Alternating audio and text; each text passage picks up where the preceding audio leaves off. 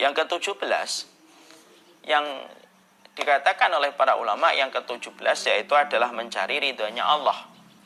Ya, mencari ridhonya Allah dan tidak mencari ridhonya manusia. Di antara perkara yang kita harus lakukan, yang ke-17, kalau kita mendapatkan pusaran masalah, maka pastikan bahwasanya yang kita lakukan itu, persoalan ini harus betul-betul kita niatkan untuk mencari ridhonya Allah, bukan mencari ridhonya manusia. Siapapun yang mereka dalam setiap perpusaran masalah, maka dia betul-betul meniatkan untuk menyelesaikan masalah itu karena Allah Subhanahu wa taala, bukan untuk mempertahankan bagaimana posisinya, bukan untuk mendapatkan dan menjaga image-nya sebagai bagian dari mata rantai sosial, tapi betul-betul dia menyelesaikan masalah itu karena ridhonya Allah. Siapapun yang sudah di situ karena Allah, maka di situ Allah akan hadir pada orang yang sudah meniatkan sesuatu itu karena Allah. Karena terkadang manusia ketika mendapatkan masalah terbagi menjadi dua. Ada yang ingin menyelesaikan masalah itu supaya mendapatkan simpati dari banyak manusia. Ada orang yang menyelesaikan masalah itu karena Allah.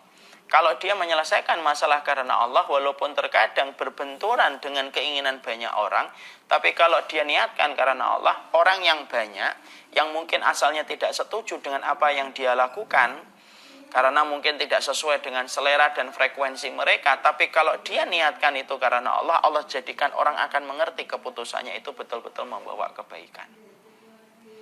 Tapi kalau orang ketika menyelesaikan masalah, niatnya adalah supaya mendapatkan simpati, supaya mendapatkan pujian, supaya mendapatkan sanjungan, maka orang yang melakukan cara yang semacam itu maka akan ruwet, karena sesungguhnya di antara perkara yang bisa menjadikan ruwetnya masalah, rumitnya masalah itu kalau kita sudah meniatkan makhluk dan tidak meniatkan Sang Khalik.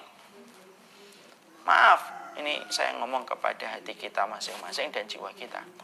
Apa sih yang kita dapatkan dari sanjungan manusia sampai kita menyelesaikan masalah itu karena manusia dan untuk mendapatkan simpati mereka? Nggak ada. Nggak ada yang kita dapatkan. Paling kencang kalaupun kita menyelesaikan masalah, kita niatkan untuk mencari status kita di mata manusia, paling-paling hanya sanjungan. Dan tidak pernah lebih dari sanjungan.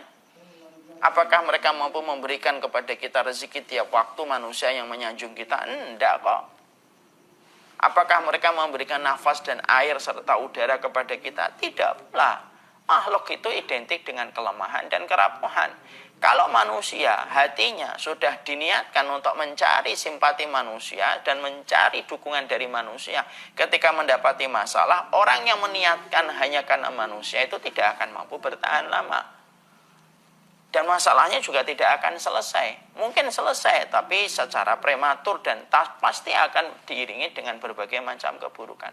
Tapi siapapun yang dia meniatkan karena Allah setiap masalah yang dia jumpai, walaupun keputusannya terkadang tidak populis dan tidak populer di mata manusia, tapi karena dia lakukan itu semata-mata Allah, maka walaupun apa yang dilakukan tidak populer di mata manusia yang banyak, tapi selama dia mencari itu ridhonya Allah, maka Allah yang akan menjadikan Allah ridho kepadanya dan menjadikan seluruh manusia pun akan ridho kepadanya.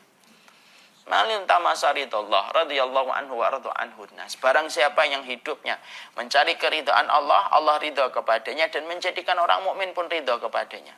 Tapi siapapun wa manil tamasa sakhitallah, barang siapa yang mencari kemurkaan Allah dengan mendatangkan keridhaan manusia, Allah akan murka kepadanya dan menjadikan orang mukmin pun akan murka kepadanya.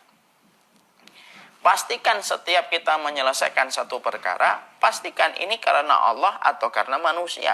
Kalau masih karena manusia, berhenti. Bersihkan dulu dari segala macam perkara batil yang mengiringi perjalanan kita menyelesaikan masalah ini ketika masih diniatkan untuk makhluk. Tapi setelah kita faham perjalanan kita memecahkan problem pada kehidupan kita, kita niatkan karena Allah, apapun keputusan itu, kita mengikuti petunjuk Allah walaupun terkadang tidak populer keputusan yang kita dapatkan, tidak sesuai dengan frekuensi banyak manusia. Tapi kalau diniatkan karena Allah, Allah itu membersamai bagi siapapun yang sering menyertakan Allah pada hati dan jiwanya. Kenapa banyak cita-cita kita kadang-kadang tidak terwujud dalam urusan akhirat? Karena mungkin kita menanam cita-cita akhirat kita tidak membersamakan Allah.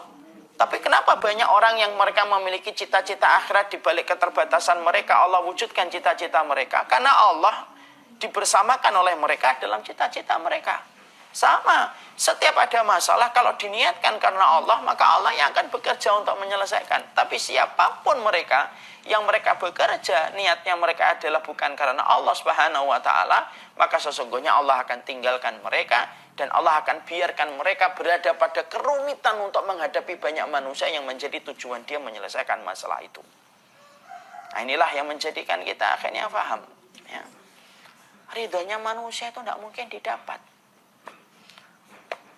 Ghayatun nasi la tudrok. Orang kalau dalam perjalanan ibadahnya kok masih mencari ridhonya manusia, dan ridhonya manusia menjadi tujuan terbesar pada hidupnya, ghayatun nasi la tudrok. Sesungguhnya tujuan manusia itu tidak akan mungkin diperoleh. Bisa jadi kita dicintai sama satu kaum, belum tentu dicintai sama kaum yang lain. Kita dicintai satu keluarga, belum tentu kita dicintai sama keluarga yang lain. Dan itu merupakan bagian dari perjalanan fitrah kehidupan manusia. Tidak mungkin. Siapa di antara manusia ini yang kemudian sempurna ketika dicintai? Tidak ada. Setingkat Allah yang mensifati dirinya Ar-Rahman dan Ar-Rahim pun tidak selamat dari celaan. Kalaupun Rasulullah dipuji oleh Allah dengan akhlak yang mulia pun tidak selamat dari ujian, apalagi cuma kita. Maka inilah yang menjadikan kita akhirnya paham. Sebisa mungkin ketika kita mendapatkan masalah pada kehidupan kita, kita pastikan ketika kita lagi berikhtiar untuk menyelesaikan masalah itu adalah ridhonya Allah ataukah ridho manusia. Kalau kemudian kita melakukan itu karena ridho manusia, ruwet. Dan kerumitan itu akan kita dapatkan. Walaupun mungkin kita mendapatkan simpati dari banyak orang, tapi selama Allah tidak simpati kepada kita, akhir dari masalah itu adalah berujung kepada penyesalan panjang dalam kehidupan tua kita nanti atau kehidupan kita nanti di dalam kehidupan akhirat. Dan itulah yang kita hindari.